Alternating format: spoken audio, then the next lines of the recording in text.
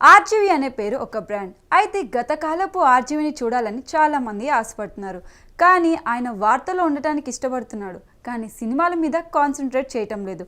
శివ, సత్య, సర్కార్ ఇలా ఎన్నో క్లాసిక్ని అందించిన ఆర్జీవికి దశాబ్దాల కాలంగా ఒక హిట్ కూడా లేదు.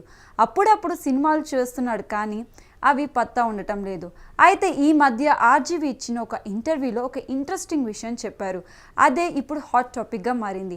విషయం ఏంటంటే లాంగ్ గ్యాప్ తర్వాత ఆర్జీవి మళ్ళీ బాలీవుడ్కి వెళ్తున్నాడు. ఆ ఇంట్రెస్టింగ్ డీటెయిల్స్ ఏంటో ఈ వీడియోలో చూద్దాం. రామ్ గోపాల్ వర్మ మళ్ళీ బాలీవుడ్లో అడుగు పెడుతున్నాడు.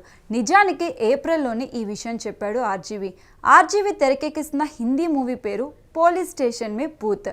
యాజ్ యూజువల్ గానీ టైటిల్ వెరైటీగా ఉంది. కథ కూడా అలాగే ఉండబోతుంది.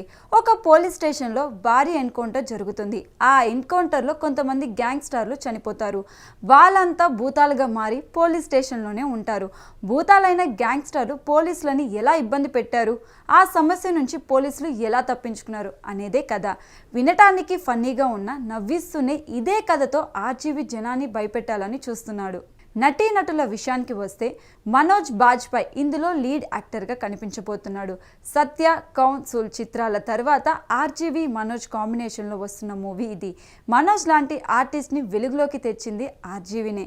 మనోజ్ కూడా ఆర్జీవిని తన గురువుగా భావిస్తాడు. చాలా కాలం తర్వాత వీరిద్దరి కాంబో కుదిరింది. ఇక జెనీలియా మరో లీడ్ రోల్ ప్లే చేస్తోంది. ఈ ఇయర్ జెనీలియా వరుసగా సినిమాలు చేస్తుంది. సితారే జమీన్ పర్లో జెనీలియా యాక్టింగ్ చూసి ఆర్జీవి ఫిదా అయిపోయాడు. అందుకే తన సినిమాలో లీడ్ రోల్ ఇచ్చాడు. హారర్ కామెడీ జోనర్లో రాబోతున్న ఈ మూవీలో ఇంకా ఎవరు నటిస్తున్నారనేది మాత్రం సస్పెన్స్. మొత్తానికి ఆర్జీవి మళ్ళీ బాలీవుడ్లో సినిమా చేస్తున్నాడు కాబట్టి ఫ్యాన్స్ ఆశగా ఎదురు చూస్తున్నారు. ఆర్జీవి కూడా తన దృష్టి అంతా ఆ సినిమా మీదే పెట్టానని చెప్పాడు. అయితే ఆర్జీవిని నమ్మడం కష్టమే అంటున్నారు మరికొందరు. చూద్దాం ఏం జరుగుతుందో.